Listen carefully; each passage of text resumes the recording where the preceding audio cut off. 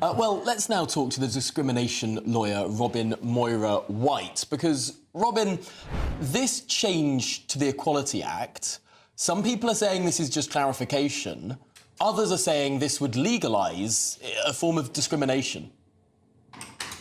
It clearly would. It excludes trans people from spaces which we've properly used for a quarter of a century.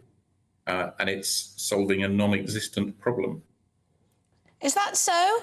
I mean, the Labour Party says, yes, that the Equality Act already has a clear definition of sex, but many others who have looked into this have found that actually it's rather vague. Do you think it's possible to both protect biological sex and also those who've gone through gender reassignment in an act like this? Because it all does seem rather confused, and I think there have been court cases where it's all been a bit wishy-washy.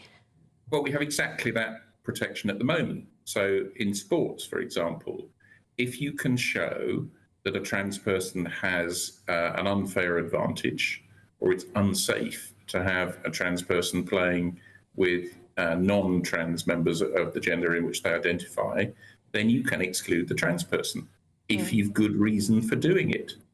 Now, is there really good reason for doing it when I go to Sainsbury's on a Saturday and go and use the loo? Is that what we want to achieve? The evidence from bathroom bills in the US is that it wasn't the tiny number of trans people who get affected by such things. There are broadly about 40 times as many butch lesbians in society as there are trans people. What have butch lesbians got to do with this? Because they're biological women. They're biological women. They're the people who got challenged under the bathroom bills. They were the people who were being pulled out by security guards and accused of being in the wrong place. Yes, but then they'd have a very strong case, wouldn't they, to say, actually, I am a woman, a biological woman. Yeah, but they'd had to be exposed to that harassment and disadvantage. It wasn't the trans people who were having a problem. I guess my question is, do biological women have a right to female-only spaces? You're saying... Yes, they do. Well, it has... Yes, they do. In particular circumstances where there is a justifiable need, service provider can decide to provide the service in that way, exactly as J.K. Rowling's preferred rape counselling service, Beera's Place in Edinburgh does. Then they're able to justify that difference and they can provide a service in that way under the existing legislation. So you think there's no need at all to clarify that sex in the Equality Act means biological sex? We live in a complex society. We can simplify society. We could take away voting rights for people generally and go back to rotten boroughs, and that would simplify elections tremendously.